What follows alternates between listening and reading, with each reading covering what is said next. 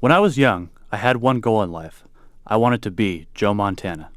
My wall was covered with Joe posters, my desk covered with Joe football cards, the TV in my room, a constant Joe highlight reel.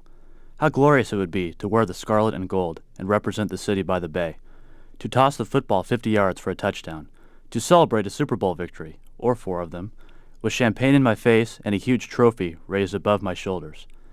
On Sunday mornings, my dad would take me to church, and I would pray for Joe Montana, that he would lead my Niners to victory. I was sick in bed during Super Bowl 24, but I clutched my Joe Montana starting lineup tightly in my hand as if it were a sacred idol. Joe Cool came through once again. Set a Super Bowl record with 12 catches. He's in motion. Montana! Touchdown! John Taylor! I was in second grade when Joe and the Niners played in Super Bowl 19 against Miami. Stephen Caldwell and I went up to the chalkboard to do a math problem, and when our teacher, Mrs. Ng, wasn't looking, I wrote Miami equals bullshit in big block letters so the entire class could see. I was held back that year, and I know being a diehard fan had something to do with it. Seeing Joe take all his hits over the years made me want to become a doctor. Well, actually it was Dr. Drew Pinsky from Loveline who brought me to medicine. Loveline was a radio show about sex that I listened to every night my senior year of high school.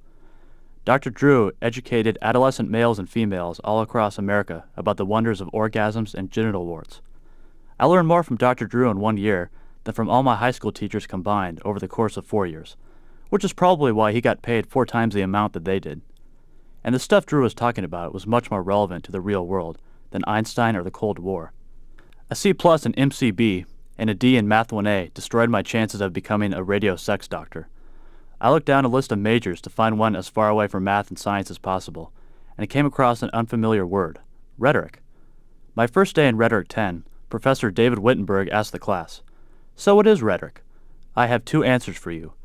Rhetoric is everything, rhetoric is nothing.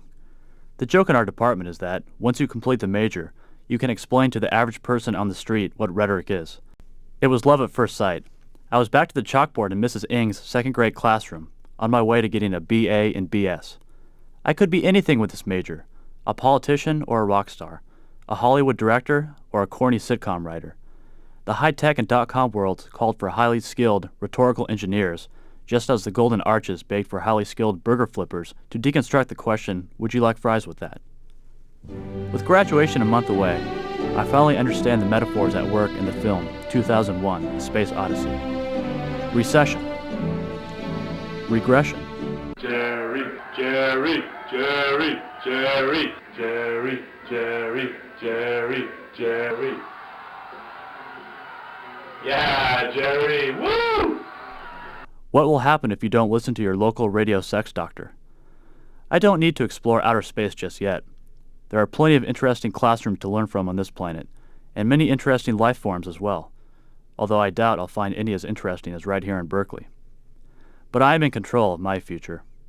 With my BA and BS in one hand and my Joe Montana starting lineup in the other, I am ready to take on the real world. Winning the Super Bowl or graduating from a prestigious university with above mediocre grades. It doesn't get any better than that. Well, maybe it does.